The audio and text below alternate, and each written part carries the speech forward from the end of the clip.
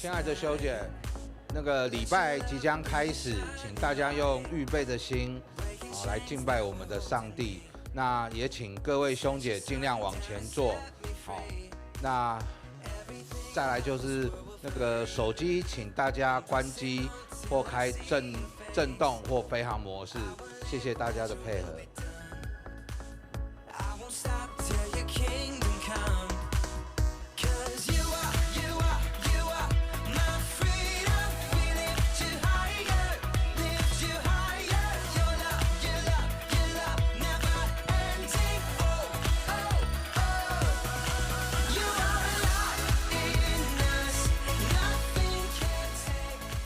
弟兄姐妹们，大家平安，平安。哇，你看到你旁边的人，好，你看他一下，他的脸是不是充满了荣光？你看到他，你跟他说，你的脸充满荣光，你的脸充满荣光。哈利路亚！是我们总要用基督的眼光看我们的弟兄姐妹，在我们的生命里面，我们受造就是来赞美神，阿们。我们受造就是来荣耀神，阿们。我们受造就是兴盛跟健康，哈利路亚。是，这就是神原本创造我们的本意，是。因此，我们这个时候，牧师邀请我们每一位，我们从座位上起立，我们要开始来我们的敬拜。我们先邀请圣灵内住在我们里面，阿们吗？哈利路亚。你很渴慕圣灵内住在你的里面，带领你今天的敬拜，并且大大的赐福跟智慧在你生命里面的，你可以把你的双手举起来，我们来邀请圣灵。可以来跟着牧师说：圣灵，我们欢迎你；圣灵，我们欢迎你；圣灵，我邀请你；圣灵，我邀请你；圣灵，我渴慕你。有30秒的时间，你与圣灵对话。哈利路亚，哈利路亚，圣灵你运行充满。哈利路亚，圣灵你对我们说话。哈利路亚，圣灵我们的心思意念都要属于你。哈利路亚，哈利路亚，谢谢圣灵。哈利路亚，圣灵是的，你来到我们当中。我们每一个站在这里的，都是因着圣灵充满在我们里面，因此我们就在主你的面前说：主，你是我们的救主，并且主你是那真实、是那配得尊荣的神。谢谢主，哈利路亚！弟兄姐妹，这个时候我们用使徒信经再一次清清楚楚的来告白我们的信仰，阿们吗？预备好了吗？好。每一字都进入到我们的内里，一起来，请。我信上帝全能的父，创造天地的主。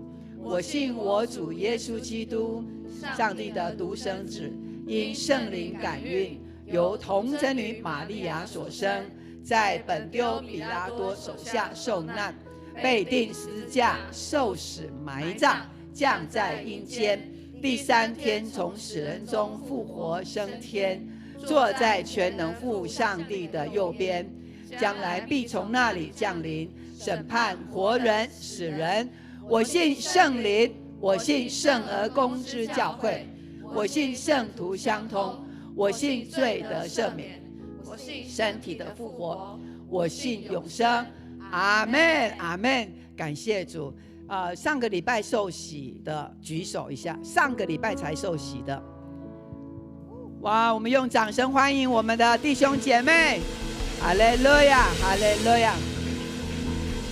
他们呢都是新生儿，好，我们宝贝的新生儿，所以呢我们今天要一起赞美神。所以呢我们这些已经是敬拜很久的弟兄姐妹，我们要用唱歌，用跳舞，用我们的肢体来赞美神，都成为榜样，阿们吗？阿们。跟旁边的人，你跟他说，预备好用身体舞蹈、歌声赞美神。预备好用身体舞蹈、歌声。阿们，哈利路亚！让我们带着喜乐的心，用我们的热情来赞美我们的上帝，阿们吗？阿们。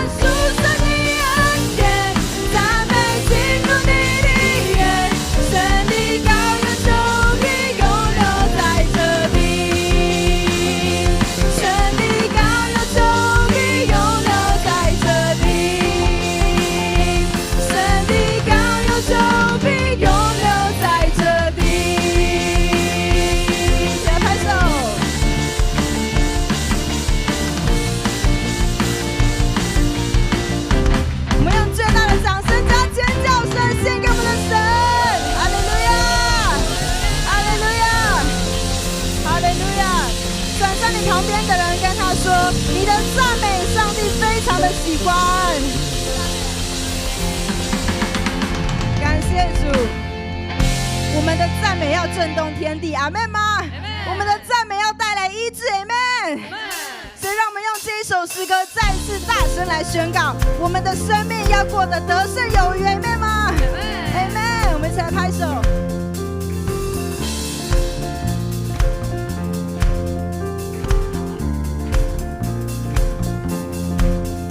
一路上虽有荆棘，却看见应许之地。我们呼喊你的爱，迎接最终的胜利。当惧怕包围我心，像耶利哥的城墙，我要呼喊你的爱，就看见恐惧倒塌，用我一生来歌唱。我们用舞蹈震动这个天地，巨人动摇高墙，大山要挪移，过去一切锁链都被你撕裂，越过恐惧谎言，我歌唱真理。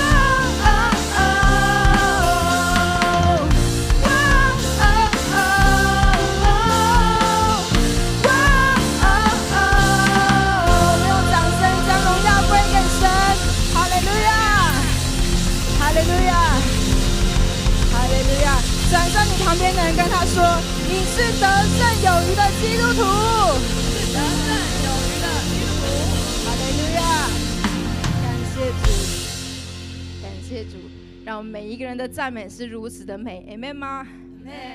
也感谢主，让我们带着信心，当我们在赞美神的时候，医治要临到我们的身上；当我们在敬拜神的时候，神要再一次翻转我们的生命。所以邀请每一个人，让我们再次张开我们的双手，让神再一次来眺望我们对他的信心。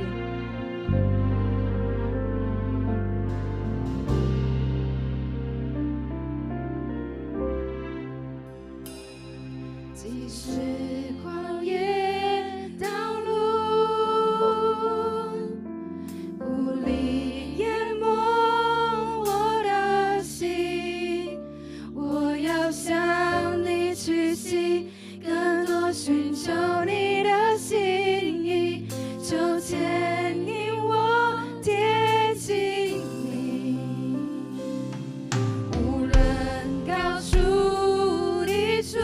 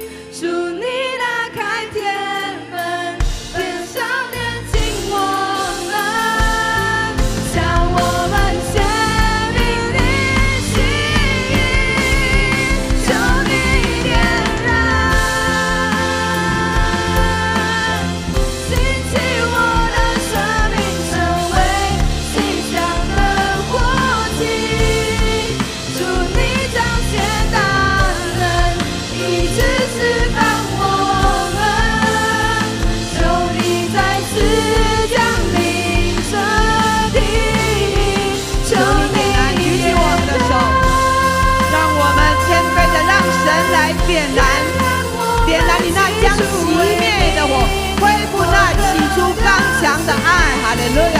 主你来开天门，焚烧炼净我们，将我们显明你心意，求你怜人，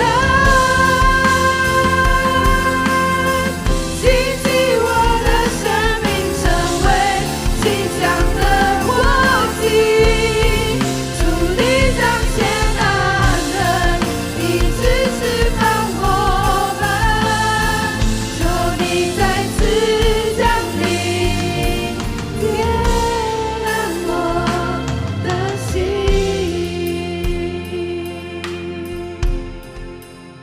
刚刚在那巨人都倒下的那一首诗歌里边，当中有一句话，不晓得你有没有看清楚？他说：“愤怒都要从我们离开。”阿门。是愤怒在我们的里面，那也可能成为那个巨人的墙一样。所有这些不属神的性情，在我们的里面都要挪开，巨人都要倒下。阿门。他不再控制我们。弟兄姐妹，在这个时刻是我们祷告的时间 ，RPG 祷告的时间。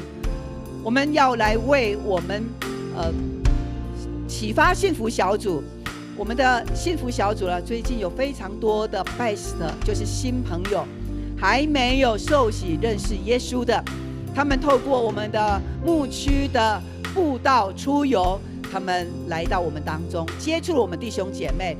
我们可慕不可慕，他们也跟我们一样能够领受神的救恩。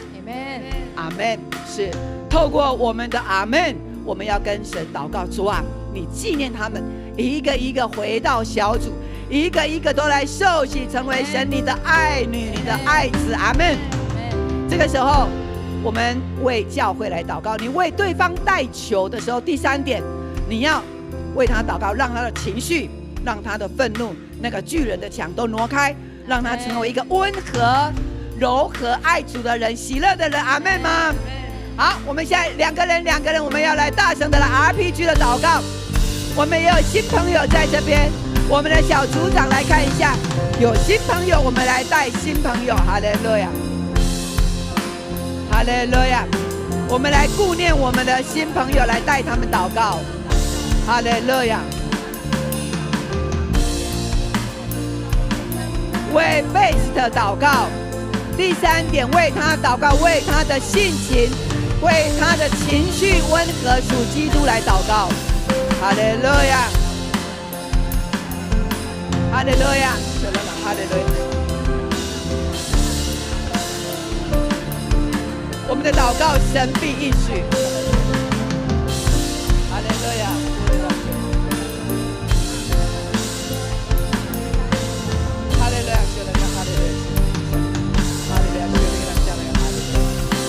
主啊，你何等的喜悦我们，是我们在你面前的呼求。主啊，我们为辈子的祷告，主啊，一个一个你都要引领他们进到神你的国度，他们都要成为你所爱的儿女，他们的生命要更新，生活要改变。哈利路亚！主啊，你为我们每一个弟兄姐妹在他们个人的信心上面，主啊，你使他们温柔，主啊，使他们成为神你喜悦的儿女。哈利路亚！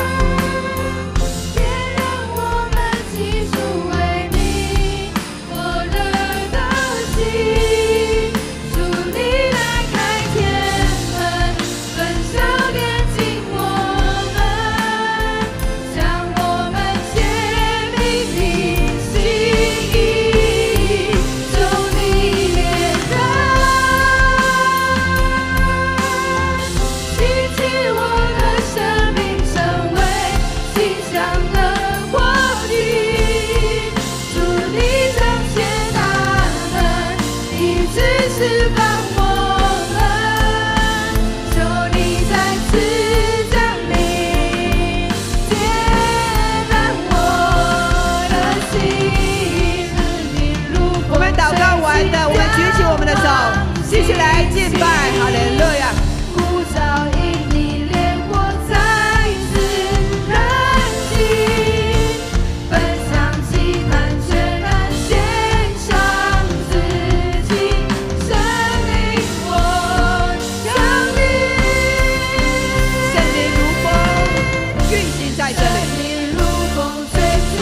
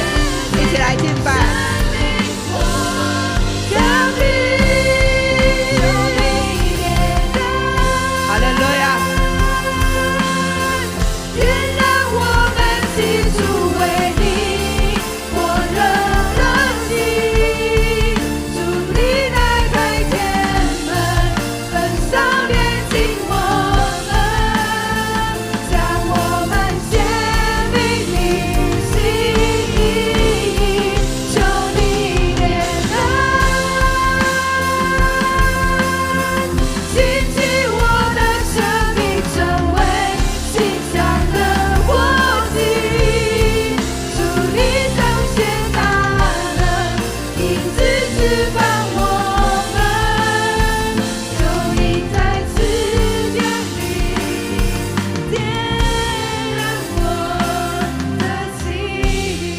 弟兄姐妹，牧师要问你，你到底对神医治跟释放的渴慕有多大？你渴慕神释放你、医治你，你把你的手高举，哈利路亚！就这个手，用这个手来敬拜，用这个手来敬拜，不要放下，这就是你的渴慕。主啊，是的，我要你医治、释放我，我们一起来唱，哈利路亚！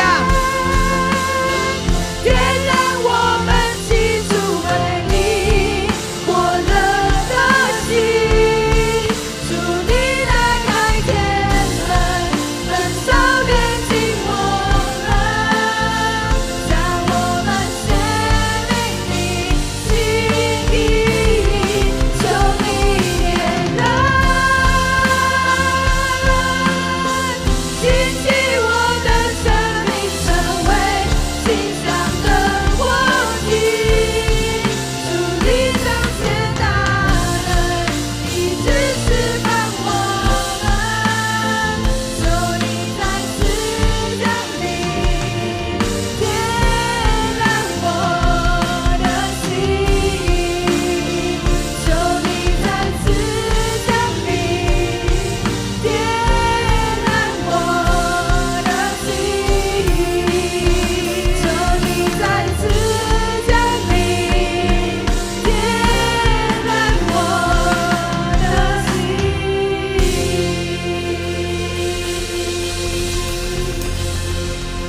我们一起来说，从此刻开始，我的心要大大被主点燃 ，OK 吗？1、2、3，来！从此刻开始，我的心要大大被主点燃。阿门。你用你的手轻轻地拍一下你旁边的肩膀，你跟他说：“主的火要点燃你。”主的火要点燃。哈利路亚，哈利路亚。在教会的弟兄姐妹，我们就是属灵的家人，我们总是用属灵的话语彼此的鼓舞，彼此的扶持。我们的生命遇到任何的难处，都不用害怕你孤单，你不是孤单一个人。阿们。跟旁边你跟他说，你不是孤单一个人，我们都是你的家人。哈利路亚。当我们去到巨蛋，听到那些歌星在歌唱的时候，哇，我们会很兴奋，对不对？会热烈的给他掌声。我们给神的掌声会不会大过那些的影星？来试试看，我们这边的掌声，给神的掌声，哈利路亚，哈利路亚，哈利路亚！神你是配得的，唯有你是配得，哈利路亚，哈利路亚，感谢主。我们一起说，神你是配得的，来，神是配得的，阿们。我们所信的神就是有这么大的能力，只是我们过去还不晓得，如今我们慢慢体会他的爱、他的能力、他的医治在每一个人的身上，阿们。好，展开一下我们永光教会的尊荣文化，跟隔壁说。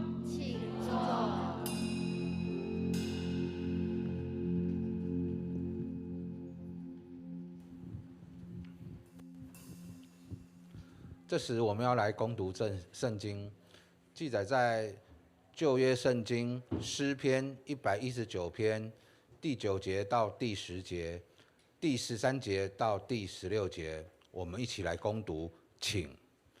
7年要如何保持纯洁呢？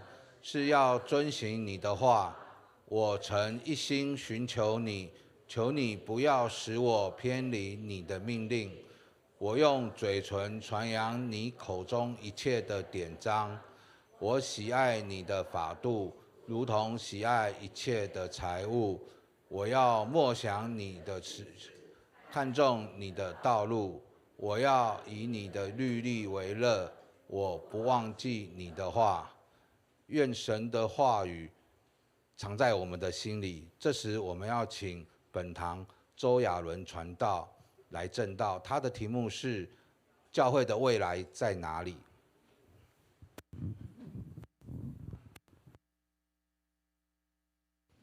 弟兄姐妹，大家平安。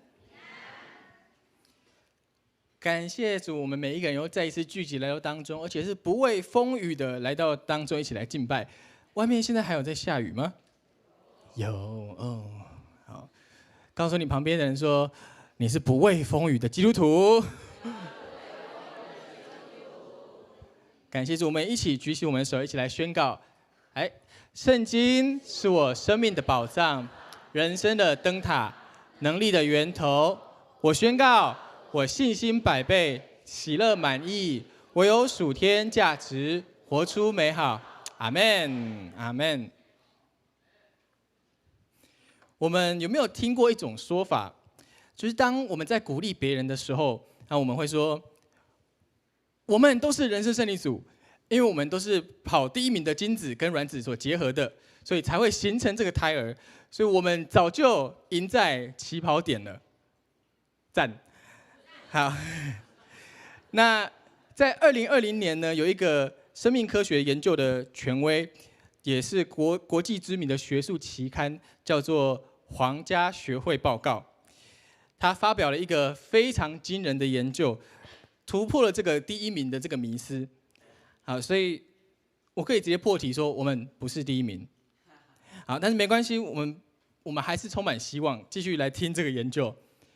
所以这个研究发现，精卵结合需要经过3道的关卡，就是当精子开始游泳的时候，然后这个卵子会释放这个化学信号，那这个信号就像香水一样，有些人喜欢，有些人不喜欢。好，那这个化学信号呢，就会主动去吸引、去引导这个符合基因条件的精子游到正确的方向，那排斥不符合的。所以其他不符合的精子就迷路了，好，第一关就被刷掉了。那接下来呢，当精子接近卵子的时候，最先冲刺跑第一名的精子根本进不去，好，因为卵子的外壳有一层坚固的防护罩，这个叫做透明带，对，有一个坚固的防护罩。那前面几万还有几千万的精子撞都撞不进去，然后他们都会成为第一批先牺牲的炮灰，死掉了。好，所以第一名的一个人澳族啊，他们就为了融化这个外壳而牺牲。所以当这个外壳融化到一个程度呢，露出这样小小的通道的时候，一只精子就刚好穿过去，突破重围，准备跟卵子结合。好，但是还需要面对最后一道考验，就是精子头部的蛋白必须跟卵子表面的受体完美的配对，就像钥匙要搭配到正确的锁头一样才会成功。那如果卵子判断这个精子不符合，大门就依然不打开，他就把它踢掉了 ，get out。那一旦配对成功，这卵子就会伸出绒毛，主动拥抱这个精子跟它结合，然后在1/1000秒之内呢，改变这个卵子卵膜的电位，改变电位做什么呢？就立刻硬化这个防护罩，再也没有人进得去，彻底锁死这个大门。所以在一开始出发的这几亿个竞争者当中，经历这样3道的关卡，香水吸引，要突破防护罩，然后还要配对成功，最后只剩下一只精子留下。所以这并不是随机的巧合，这是卵子在几亿个精子当中找到这个基因互补的对象，准确的拣选了唯一的这颗精子。所以这个科学真相带给我们很大的启发。我们的孩子来到这世界上，并不是因为他冲第一名，我们来到这世界上，并不是因为我们冲第一名，是因为我们是被神所拣选的。阿们吗？所以我们一起来宣告说，我们不是第一名，我们是被神所拣选的。来，我们不是第一名，我们是被神所拣选的。阿们。所以诗篇他说，我的肺腑是你所造的，我在母腹中，你已经编织我。所以孩子在母腹当中受孕成型，其实都是在上帝的手中。那既然每个孩子都是上帝刻意拣选的生命，那么下一代的信仰教育就成为我们最重要、最神圣的责任。所以面对这个被神拣选，就是神选。好，面对这个神选的下一代，我们要如何奠定这样信仰的基础，帮助他们在这个混乱的时代当中站立呢？所以圣经这样告诉我们，他说，青年如何保持纯洁呢？意思就是说，那个世代诗人写诗篇的时候，那个世代是纯洁的吗？代表不是。好，跟我们现在很符合。所以他说，青年如何保持纯洁呢？这里的青年在希伯来文里面，意思就是成年之前的人都叫做青年，包括从婴儿、青少年、青年都是青年。所以诗人问说，这群孩子跟青年要用什么样的方法，才能在一个充满污染的环境当中，守住他们的圣洁，守住他们的生命和行为？今天我们孩子所面对的环境，比以前的任何世代的挑战都还来得大。现在孩子不用出门，他们手机、他们平板就可以接受到全世界各种不一样的价值观，都不断的灌输到他们的心灵里面。我曾经在餐厅里面吃饭的时候，然后看到隔壁桌是一对年轻的夫妇，他们有一个2岁的小孩，那2岁的小孩手还很小，还拿着那个手机跟他的头一样大，他就一直滑了半个小时，这样，然后都在看卡通，还没吃饭。那有青少年，他很欣赏班上的同学，但却不知道要怎么开口跟他说话。他不是跟他说话，不是直接找他说话，他竟然是问 AI。请问我要对这位同学说什么，才能得到他的喜欢呢？他问 AI 哈，他可能跟 AI 聊了2个礼拜，如果2个礼拜前就开始跟他讲话，可能他们现在都已经变成好朋友了。所以当仇敌利用这样世俗的潮流、同侪的压力，还有这网络的诱惑，像海啸一样扑向我们的孩子，所以这群被神所拣选、被神所看为最宝贵的孩子，他们的灵魂其实在很大的危险当中。所以约翰福音说，盗贼来无非是要偷窃、杀害、毁坏。我们知道吗？仇敌想要偷走我们的小孩，仇敌想要偷走我们的孩子，偷走我们的未来。如果我们没有任何的警觉，这群孩子在长大过程当中，他们进到学校、进到社会，很快就被世界所影响，被世界吃掉了。因此，我们必须来认真思考，当这个世界的污染那么的混乱的时候，我们要用什么来保守、来守住下一代的圣洁跟生命呢？今天的经文告诉我们说，很简单的答案是要遵行神的话。还要接着说，我将你的话藏在心里，免得我得罪你。经文中的这藏有很特别的意义，还有珍藏、保存、安放宝藏的意思。这个意思是说，神的话语不是星期天我们来到这边听一个圣经故事，回到家就忘了，就丢到一旁。神的话语必须像传家之宝一样，刻意的存放在孩子的心灵的深处。阿们吗？阿们。那其实父母长辈，我们送孩子去补习、学才艺、学运动等，这都是出自于我们的爱。我们希望给孩子最好的装备，给孩子有这样的能力。但是当孩子他独自面对未来的挑战的时候，面对生命的风浪，面对恶劣环境的试探，甚至他们想要放弃的时候，他所学到的技能，真的能保护他们的灵魂吗？世界的知识能给这个孩子竞争力，却无法给他们生命。马太福音他说：“人若赚得全世界，赔上自己的生命，有什么益处呢？”所以在最关键的时刻，真正能救回孩子灵魂的，就是神的话语。阿们。那么我们该如何把神的话当作宝藏，藏在孩子心里呢？所以犹太人他们经历了这样2000年的逼迫跟流浪流散，但他们民族的信仰最终都没有被消灭。关键就在于他们对下一代的真理的教育、信仰的教育。在犹太人的教育当中，当孩子3岁的时候，第一次要翻开圣经时，学真理的那一天，他们拉比跟父母会在圣经的书页上滴上蜂蜜。大家有没有闻到蜂蜜的味道？接着他们就会让孩子呢用舌头去舔这个圣经上的蜂蜜，他们会告诉小孩说，神的话语是甜的，是比任何世上的东西都还要来的甘甜。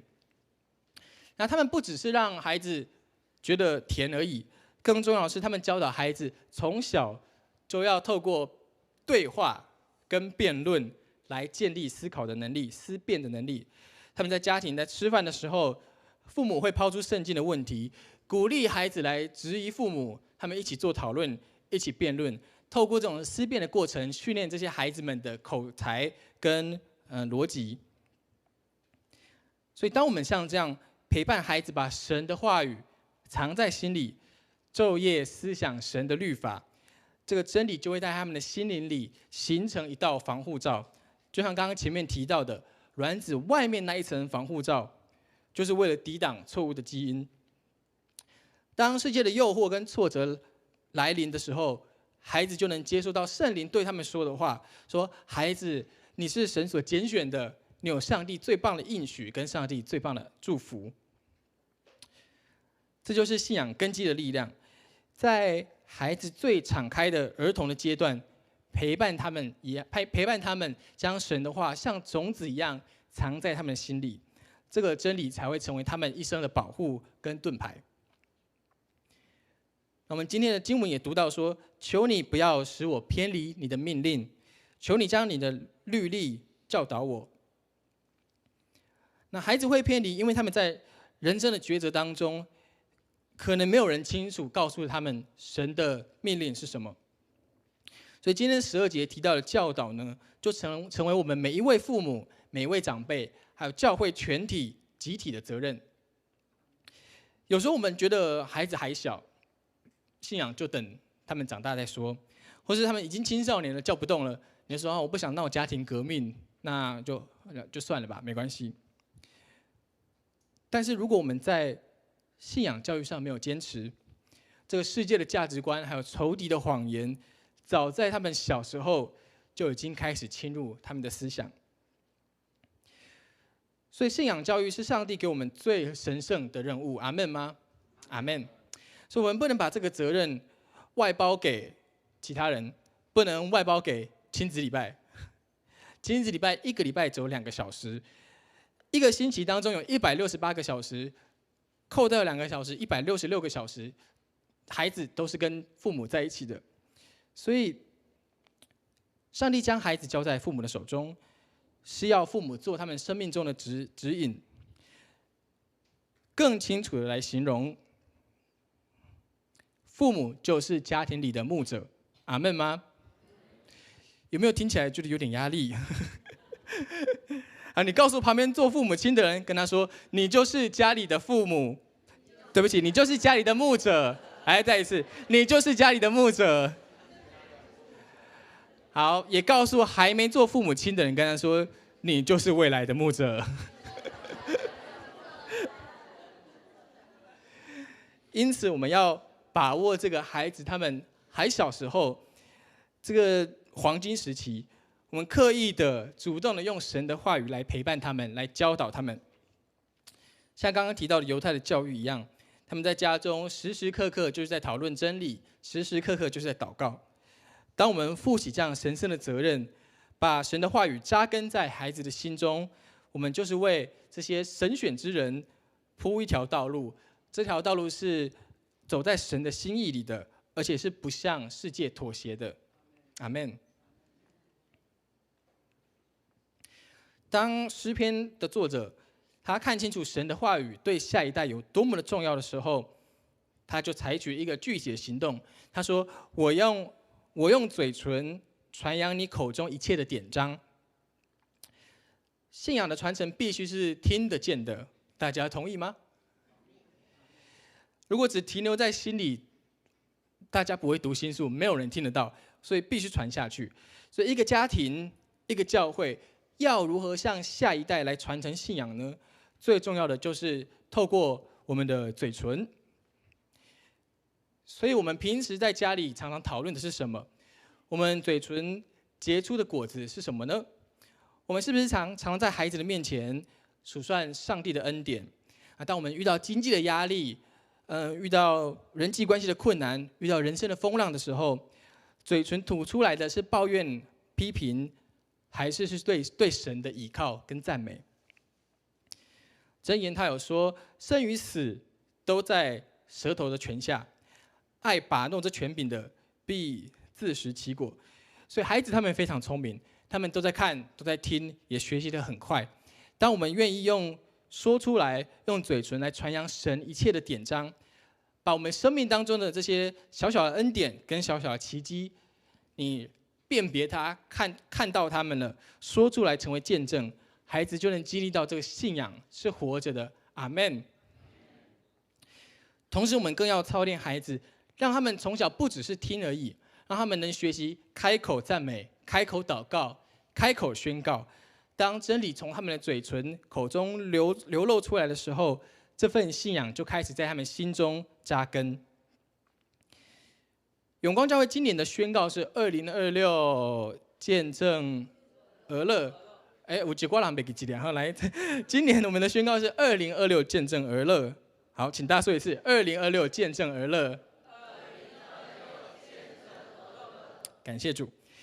那为了响应这个宣告呢，亲子礼拜当中，我们就提出今年每个家庭应该要一起努力的目标，有3个目标，分别是敬拜声音、尊荣文化，还有见证感恩。然后每个月的儿牧信息，我们都会不断的强调。那这3个目标就是我们要在家中用嘴唇所建立的真理的防线。我们期待每个家庭随时充满敬拜的音乐，让圣灵透过诗歌来改变你家里的氛围。那我们也期待亲子之间常常彼此开口尊荣，常常拥抱，表达对对方的爱。我们也非常期待父母亲能带头，时常见证并且感谢上帝在他们生命当中这样小小的神迹、小小的恩典。所以，当我们在餐桌上、在客厅里的时候，将这些见证说出来给孩子听，这就是在落实见证而乐，也在传承我们的信仰。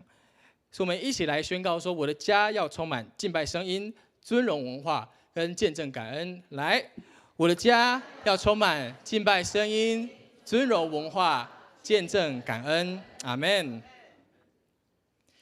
当我们的嘴唇开始宣告的时候，这个氛围就属灵的氛围就开始改变。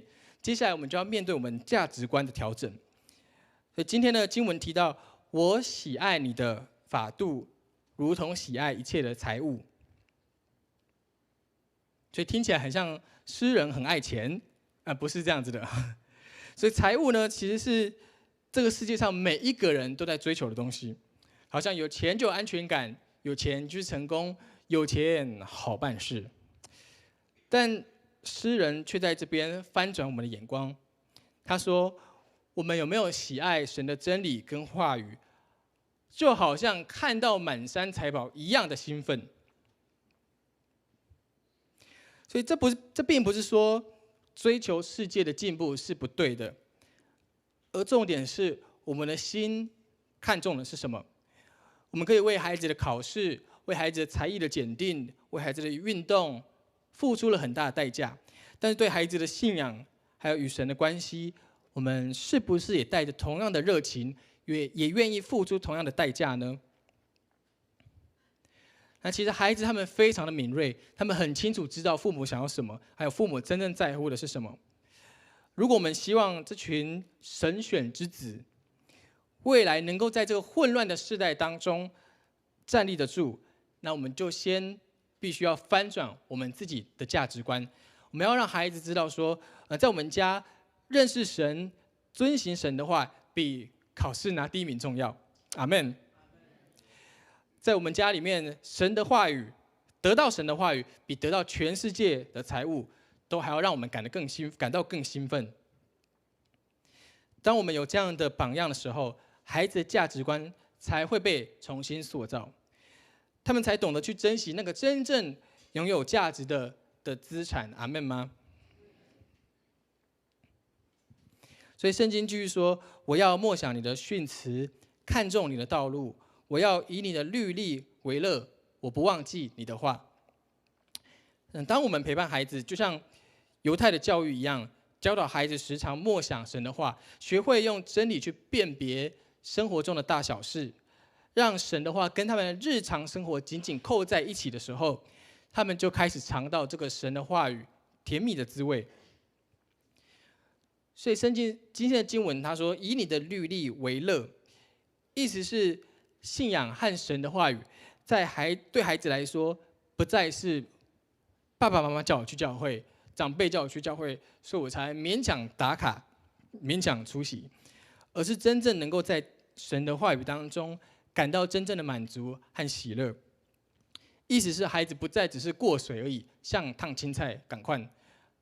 所以我们不能做教会的烫青菜，我们要做教会的卤味哈，越卤味越有味道，而且浸泡在神的话语里面。所以当他们成为教会的卤味的时候，孩子在学校被排挤，他就想到我是被神所拣选的，他心里就得到安慰。他面对诱惑的时候，他知道他因为敬畏神做出对的选择，他就经历到顺服的平安。所以这个时候真理就从大人的信仰变成他自己的信仰了。在儿童牧区里面有个小女生，她就说她班上的同学常常炫富，她班上的同学对她说，我家有100坪耶。我想说小学生他怎么知道100坪有多大？然后这个同学常常说，让这个女生也开始觉得，我家到底是不是很穷？所以他就问他的妈妈说：“妈妈，我们家是不是很穷啊？”然后妈妈就说：“没有啊，我们怎么吃穿什么都不缺乏，有房子可以住。那你想要什么，爸爸妈妈也都可以买给你，我们都有上帝的供应呢。”所以这个母亲继续用上帝的话来鼓励这个孩子。那几天之后呢，这个孩子的想法就改变了。他就很开心的告诉妈妈说：“感谢上帝，虽然我的同学比较有钱，但是我觉得我比较漂亮。”所以当孩子能够以上帝的律例为乐时，这就是我们信仰传承最终极的目标。我们不可能一辈子陪在我们孩子、陪在我们的下一代的身旁。有一天当他们长大，他们会离开我们身旁，我们可能再也管不到他们。但是神的话语这时候已经内化在他们的心里，无论未来的环境多么的艰难，他们都不会忘记神的话。所以箴言才会说，教养孩童走当行的道，就是到老他也不偏离。所以被神拣选的这些几亿分之一这样子珍贵的生命，他们就会真的浸泡在神的话语当中。就算遇到人生的大风浪，他们仍然知道要回到教会，回到圣经的真理来，回到教会来寻求神的心意。所以让我们用这段经文一起来宣告好了。好，我们用这段经文一起来宣告，预备起。教养孩童走当行的道，就是到老他也不偏离。阿们。箴言22章6节。所以教会的未来在哪里呢？在于我们今天如何来看待孩子他们的信仰。美国2大的权威的研究机构，第一个是皮尤研究中心，然后第二个是公共宗教研究所，他们进行超过10年的追踪，累积8万人的大规模的研究，他们在调查一个很根本、很重要的一个问题，这问题就是为何年轻人离开教会。所以数据显示说，人们会离开教会高达67%，的原因就是跟教会的音乐节目、表演的节目、政治立场、教会的敬拜的风格等等都没有关系。只有一个原因，就是长大之后他们渐渐开始不相信神了。那其中呢，有38%的人，他们不是因为在教会经历什么大的冲突才离开，他们就只是逐渐的所谓的冷淡退后。他们慢慢开始觉得信仰在我的生命当中不重要了。所以我从每个礼拜来教会，变成1个月只来1次，变成只来母亲节和圣诞节，最后就不再出现了。所以如果我们不把真理扎根在孩子的心里，那这些承接教会未来的下一代长大之后，可能就慢慢离开神。那要如何让孩子跟青少年继续相信神呢？同样的研究也显示，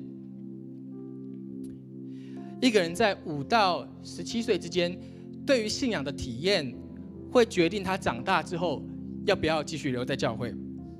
在5到17岁之间，对于信仰的体验会决定长大后他想不想继续留在教会。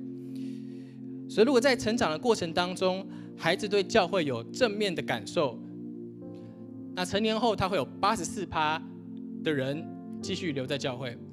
那如果他有负面的感受呢？这负面的感受就包含他觉得被论断，觉得来教会永远不知道自己在做什么，觉得困惑，觉得教会很虚伪，或受伤害，或觉得无聊，这些负面的反应，他成年之后有高达70%的几率不会再继续来教会相信神，就变成没有宗教信仰的人。那更急迫的是，有高达85%的信仰转变都发生在30岁以前。所以我们在现场当中，你是30岁以前就信主的人，请举手一下。30岁以前就信主的人，好，请放下。看起来应该是大概6成7成。所以非常重要，85%的信仰转变都发生在30岁以前。所以一旦错过了儿童跟青少年这个黄金的时期，成年之后，你要让一个没有信仰的人重新认识神，这个成功的几率只剩下3%。所以这个数据是对我们来说是很大的提醒，也是个警告，代表说世界的抢夺，世界想要偷走我们的孩子，他们早就开始动作了，仇敌早就开始行动了。这就是为什么我们亲子礼拜当中是教会延续这个信仰的神人培训基地。阿们吗？阿们。面对这样的属灵的战争，我们教会有这样信仰教育的责任。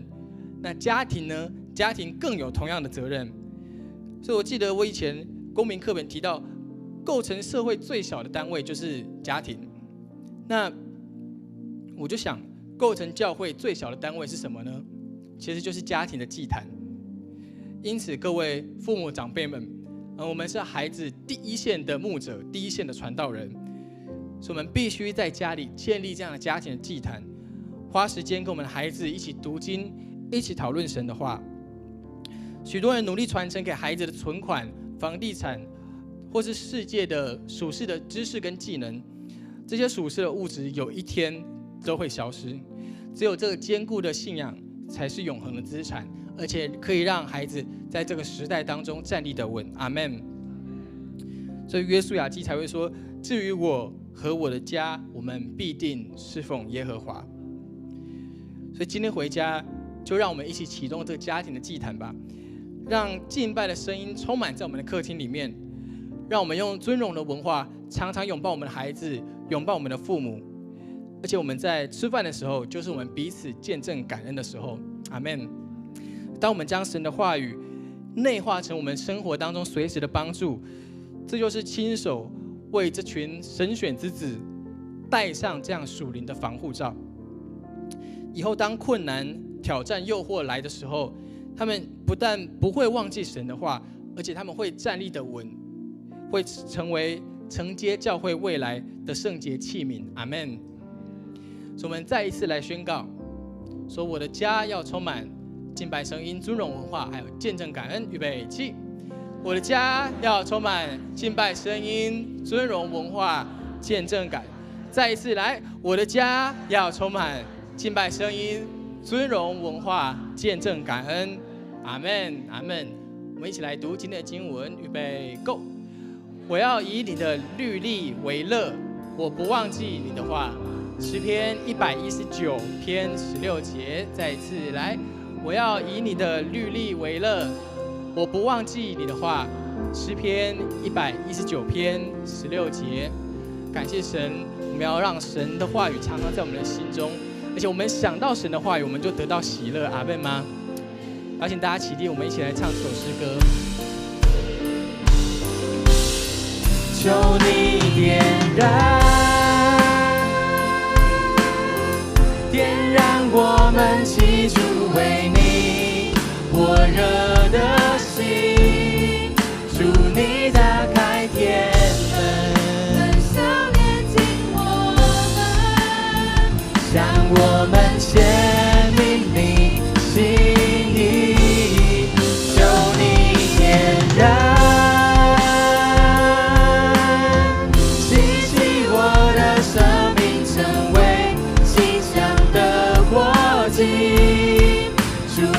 彰显大能，一直释放我们，求你再次降临，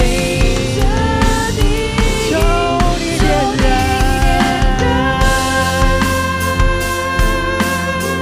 点燃我们起初为你火热的心，主你打开天门，焚烧炼净我。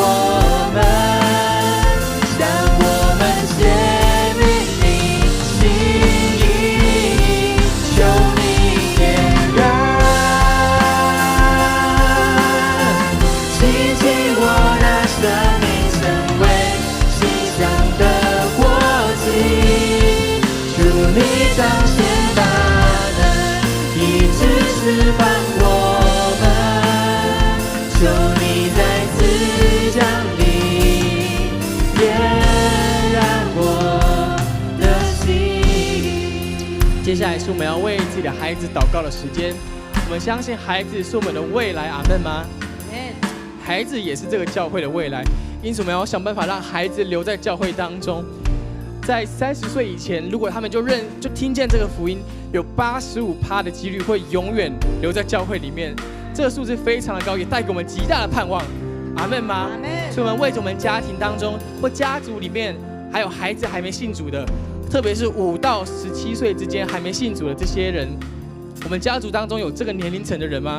有，应该有。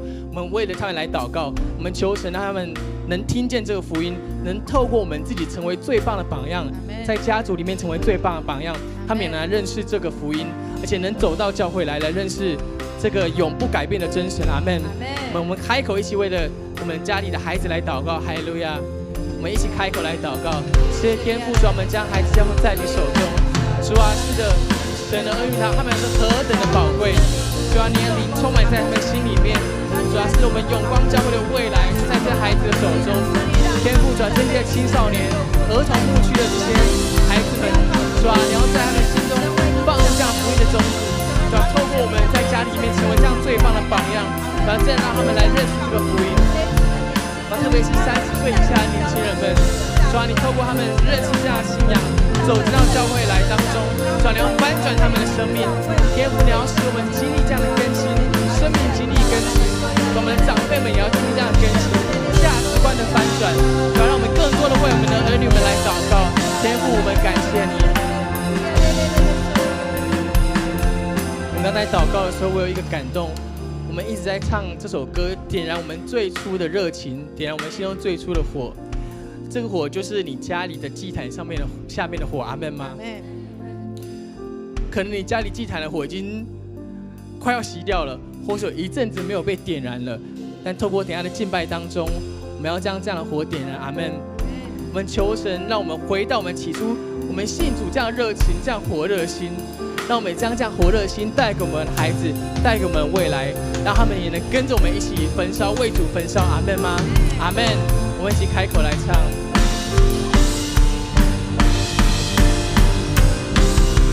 求你点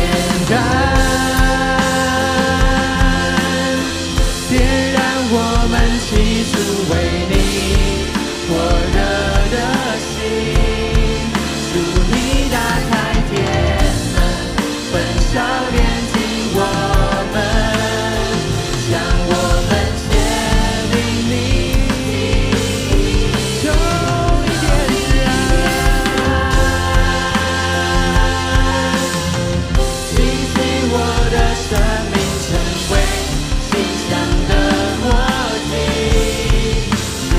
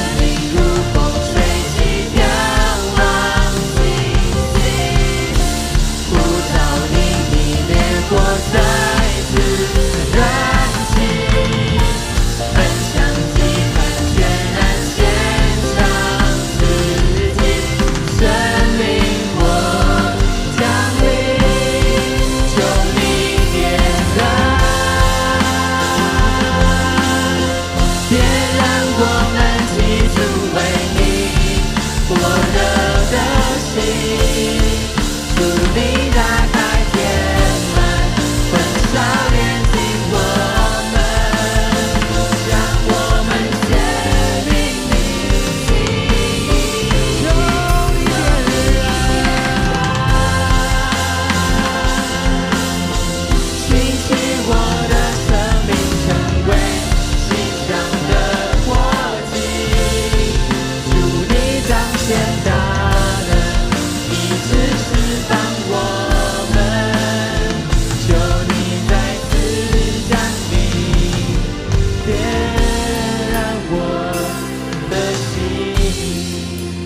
我刚刚突然间有一个感动，我想说我们的青少年就在这边，我们的孩子们就在楼上，何不我们其他的长辈大人们，我们就将我们的手举起来，向着我们的青少年，你也可以向着天花板，因为我们上面有儿童牧区，今天有很多人很多孩子在我们当中，然后这些青少年，我们要开口为我们青少年还有我们儿童来祷告，是他们是我们教会的未来，我们真的求神赐给他们有这样的心，继续走在正道上面，主的正道上面，阿们吗？我们现在呼喊3声主啊主啊主啊，就大声来祷告，数到3就开始，1、2、3，主啊主啊主啊，是我们为着我们青少年祷告，主啊，你将力量加添在他们身上，使他们一生都不偏离你的命令，一生都不偏离你的律例。天父主啊，这个孩子们，主啊，他们在他们生命的周围建造这样属你的防护罩，透过神的真理，透过主啊，他们喜爱你的话语，就像喜爱蜂蜜一样，主啊，他们持守在这真理当中。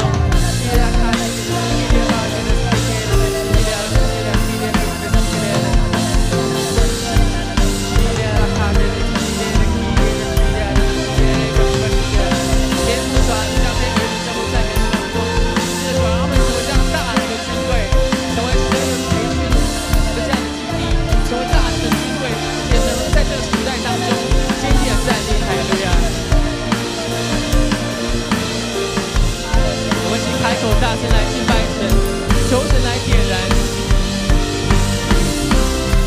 求你点燃，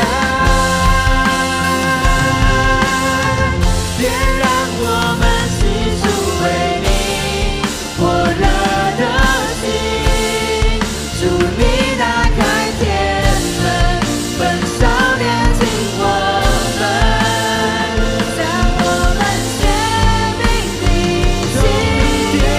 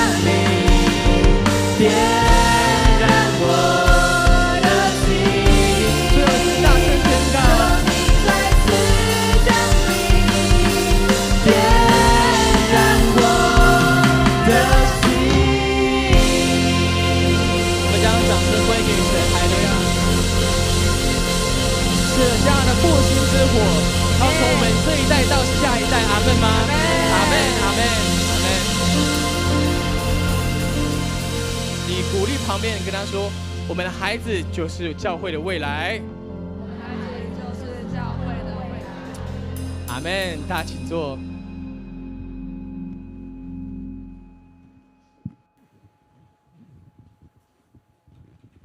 这时候我们要来奉献，奉献是回应上帝的爱以及细心的行动，请我们以感恩的心、敬虔的态度来奉献。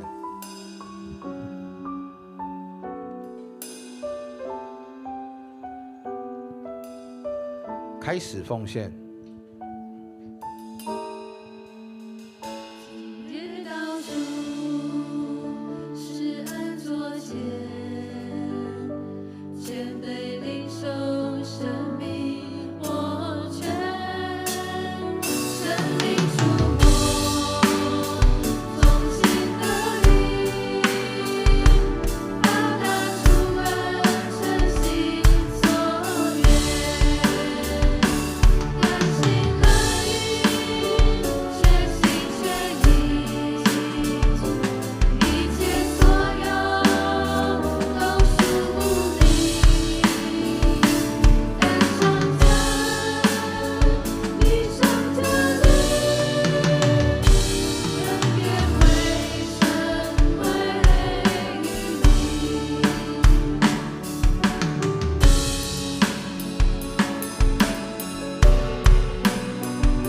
会众请起立。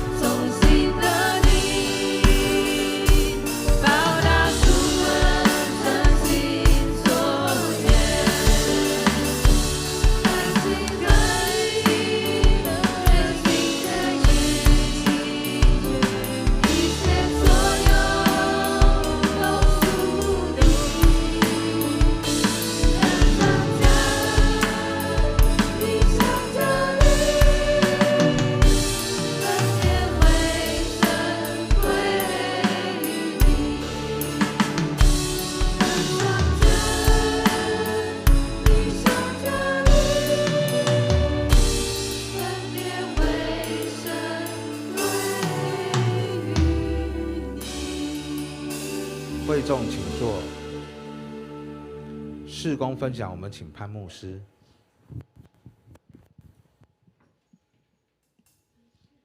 感谢主，让我们刚刚呢，透过亚伦传道跟我们的分享呀，你跟旁边你跟他说，你不是普通人，那你是什么人？你跟他说你是神选之人。再简单跟他讲，你是神人。你阿们吗？过去我们都太多忽视自己的价值，一定是要读书第一名的才是人，No， 每一个都是神选之人，所以你得来不易呀。所以我们要爱我们的家人，要爱我们自己，要爱我们的弟兄姐妹，要爱每一个人。所以在外面的人，他们是不是神选之人？是啊，但是他们还没有认识神，多么的可惜。因此为什么我们永光教要不断的街头布道、幸福小组，我们就是在成就神的心意。因为每一个外面的人，照理说他们都是神选之人，可是他们不认识神。因此我们要持续的爱我们自己，爱家人，尊荣家人，并且也看到我们的儿女，还有不仅是儿女要带来信主的重要性，这些的长辈们需不需要？以长辈们的年纪，他们大概都是距离这个未来的时间，好像都是在那个紧急的时间里面，所以更急迫，我们更要带领我们的家人来信耶稣基督。是，所以呢，这是神要赐福给我们的。感谢主，这个时刻来关心我们永光教会的消息。首先，我们来导读牧师来提醒一下，你在今年那个导读经文有没有忘记抄？好，要继续抄哦。现在已经过半年了，还没有抄的，赶快把它补上来。每一次抄的时候，就把它读3遍，把它成为你的话语，成为你的文化，进入到你的里面，滋养你来成长。好，我们一起来念今天的导读，来，请。义人、正直人，诗篇。好，直读第2次，来。义人必称赞，正直人必住在你面前。诗篇140篇，直读3次，来。义人必要，诗篇有没有背起来了？义人必要怎么样？什么人要住在主的面前？好，来，我们跟旁边来给他宣告一下。义人必要称赞你的名，正直人必住在你的里面。诗篇140篇13节，阿们。是，所以我们常常把神的话语进入到我们里面，因此呢，我们要称赞神的名，我们就成为义人。我们住在神的里面，我们就是正直的人，阿们。好，下一个消息，哇，这是哪一位弟兄啊？很帅的弟兄，对不对？好，茂昌弟兄哈，那他上个礼拜呢受洗完，那接着呢就在他的家里面呢，牧师去举行一个圣别的礼拜，因为他们的家里面呢本来有那个佛像哈，是，所以我们就把佛像挪开哈，是因为耶稣基督就亲自掌权在这个家里面。有没有看到十字架？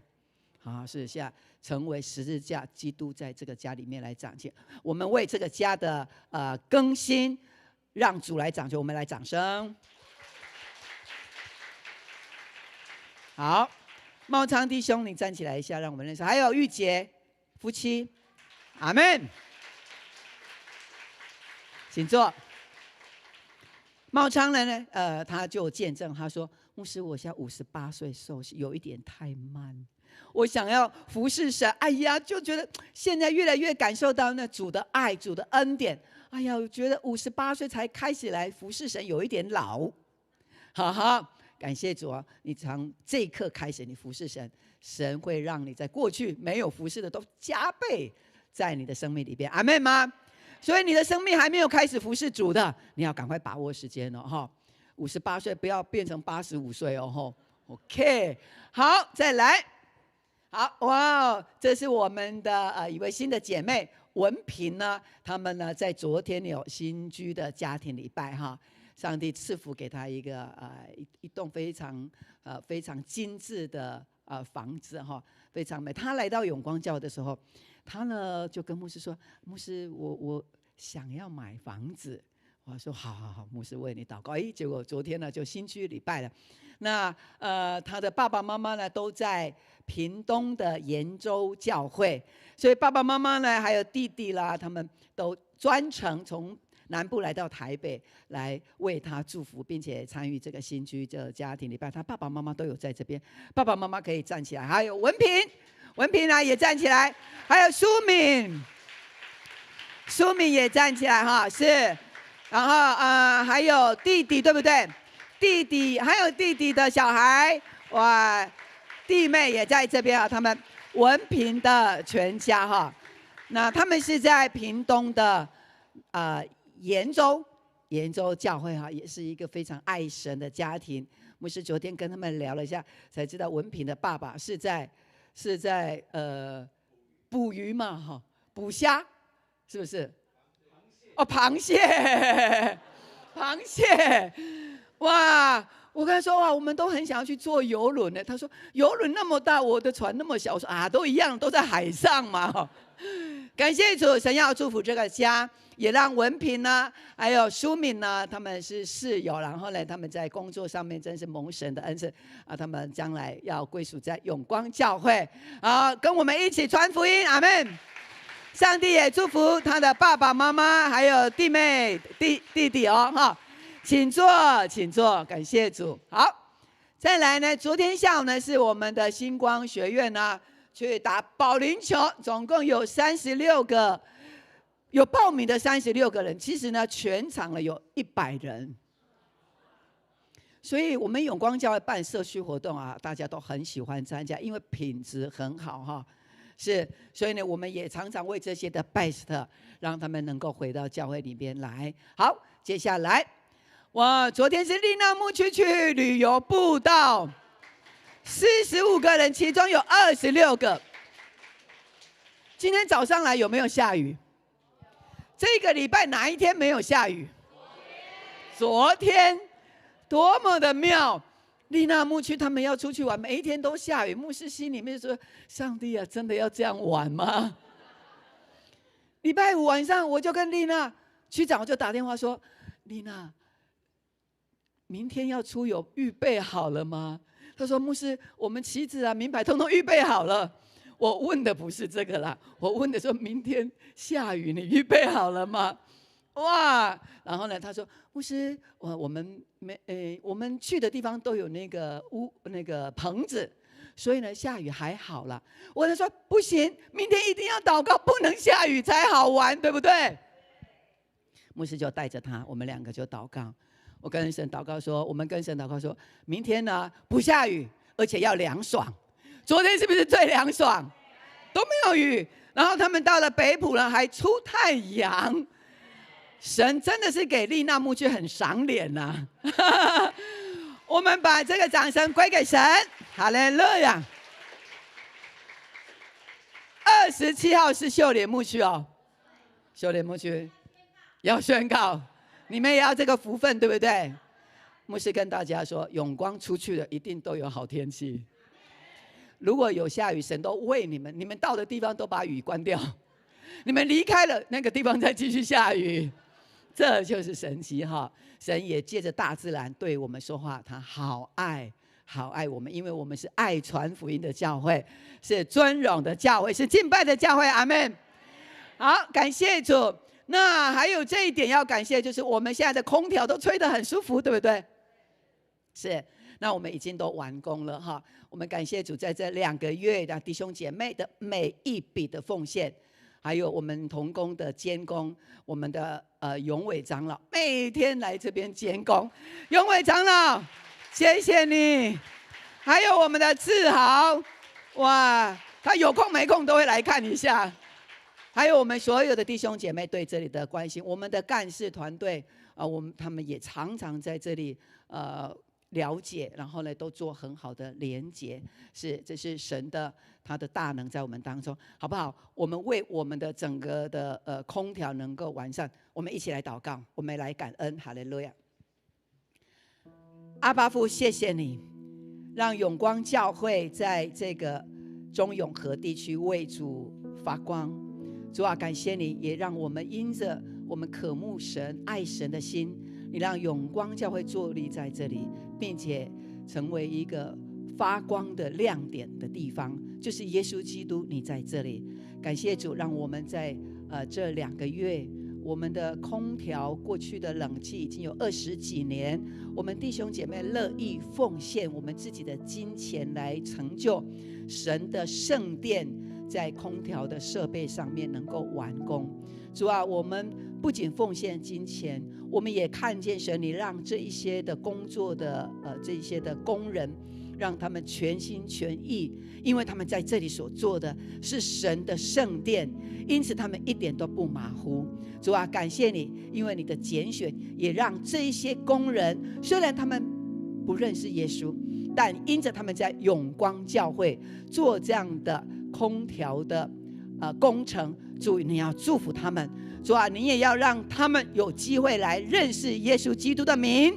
我们宣告，凡为永光教会服侍的每一个朋友，他们都要因着这样来蒙福，得着永恒的救恩。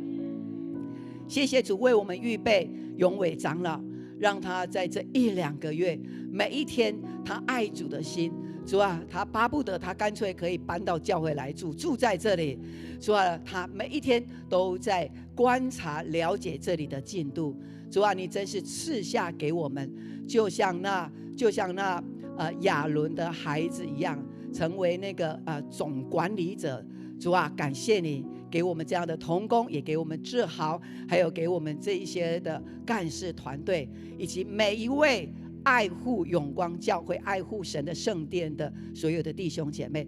主，我们为这样的完工向你献上感恩。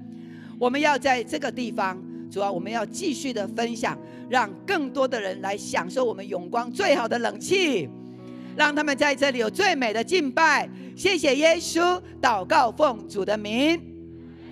我们再一次把掌声归给神，谢谢主，让我们空调都能够来顺利完工，感谢主。好，所以呢，我们的这个仪表板这些的，现在都是用我们的手机这边来控温哈，是。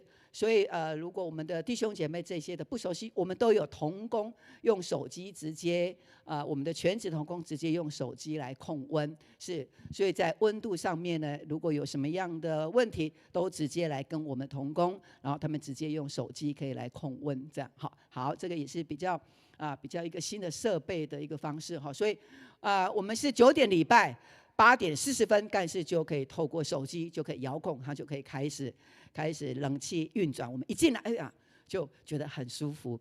上帝有没有很恩待我们？感谢主哈。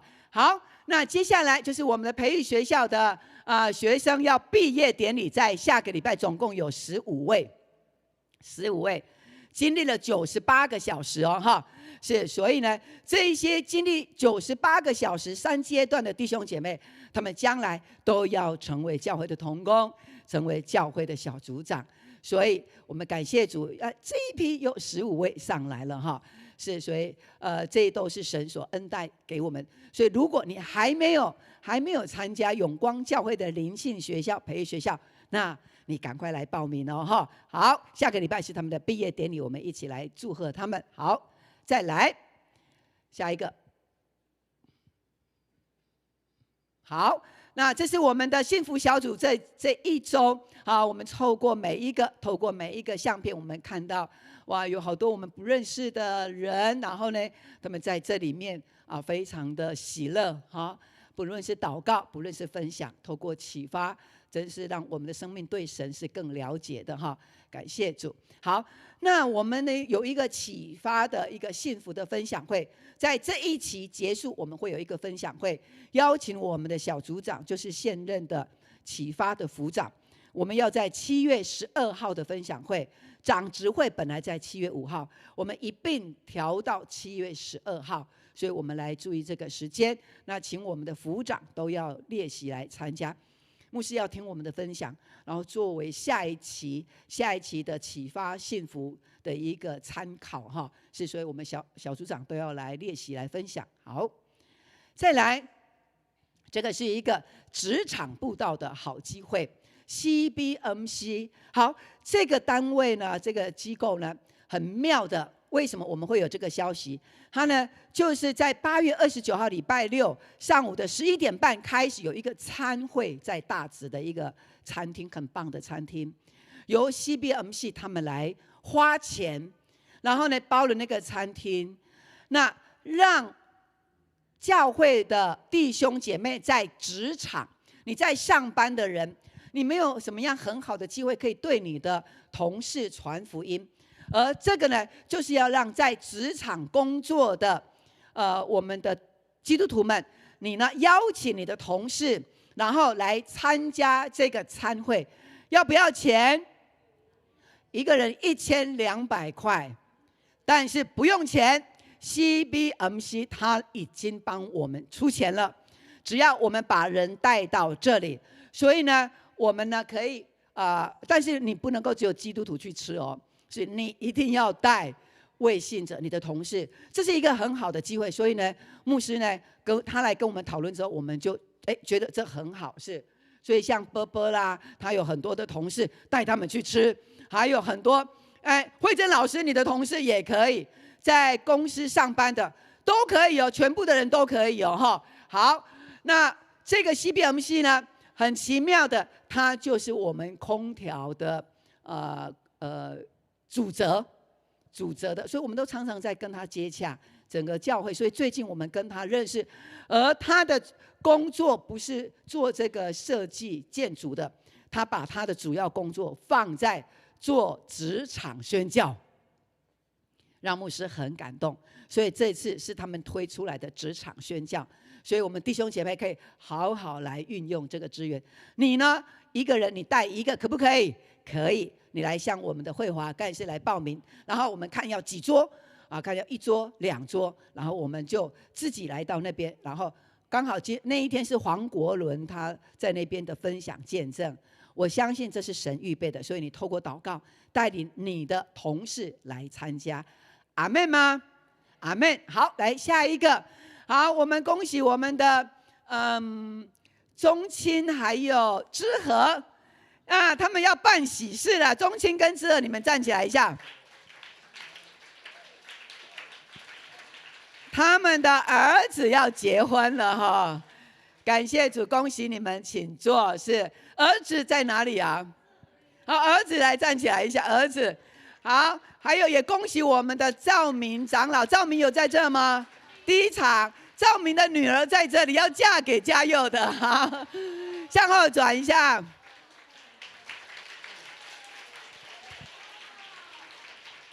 他们在4月份订婚，在7月4号要举行结婚典礼，就在这里哈。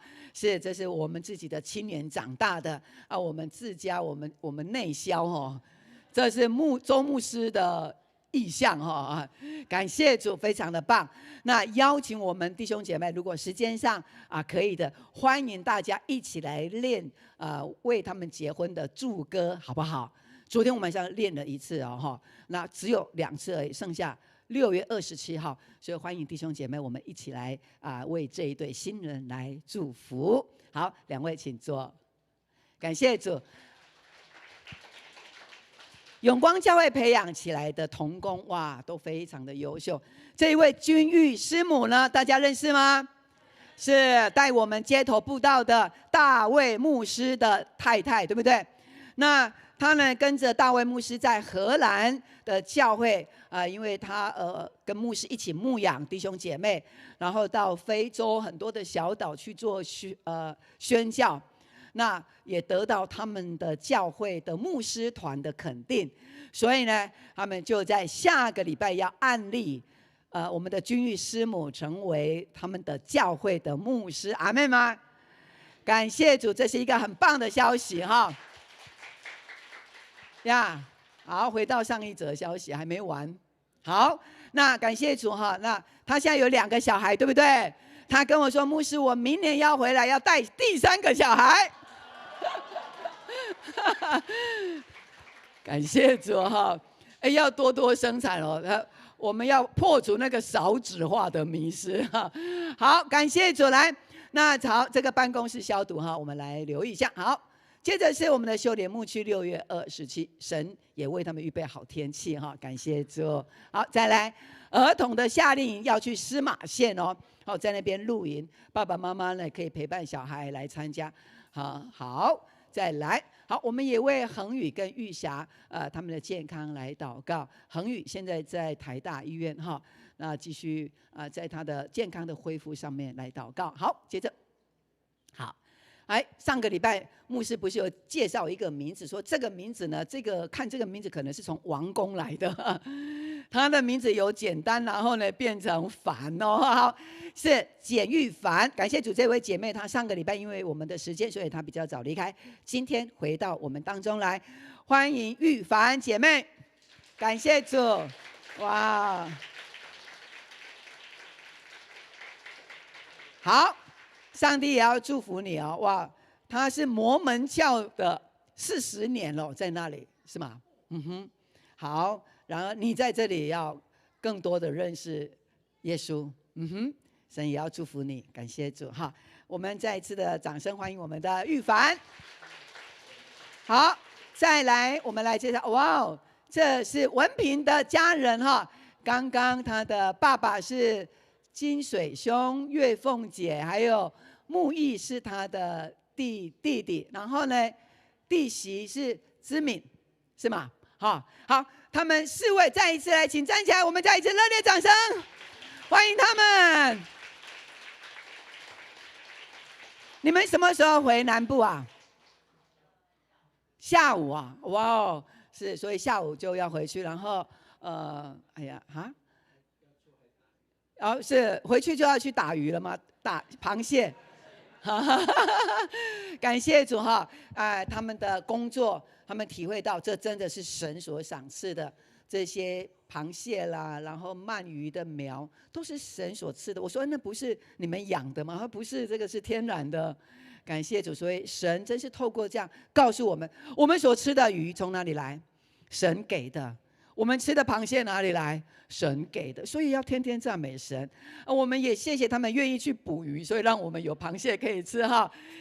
欢迎你们，上帝也祝福你们的全家，请坐。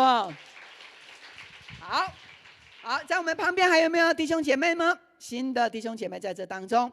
好，那请我们刚刚站起来的弟兄姐妹们，我们的迎宾同工要来把教会的礼物送给你们，所以请我们这些的新人站起来，拿着你的包包，跟着我们的同工哈。好，那我们其他的弟兄姐妹，我们一同起立，我们一同起立。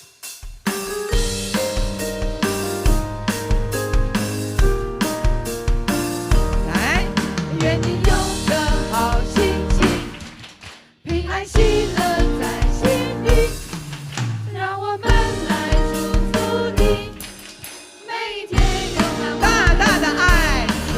耶稣爱你，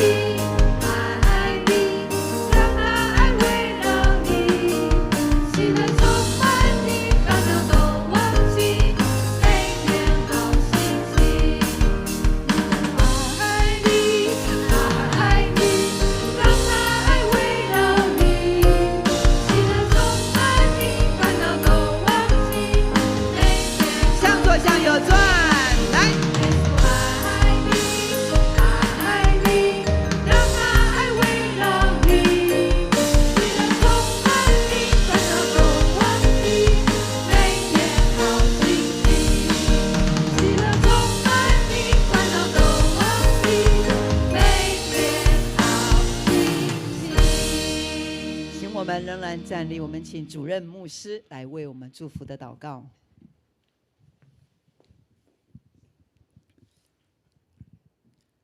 愿上帝丰富的恩典在你的家，在你的下一代更多经历，也让我们能够明白传福音从家人开始。也愿主圣灵的引导，让我们天天活在光明、喜乐、丰盛之中，从今直到永永远远。阿们。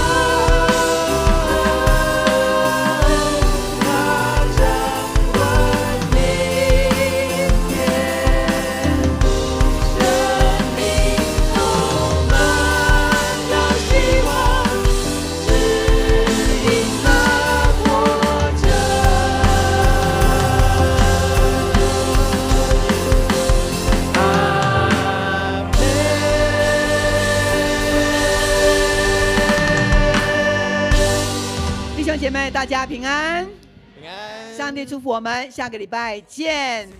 好，大家请坐。我走楼梯，电梯留给你。是好，所以我们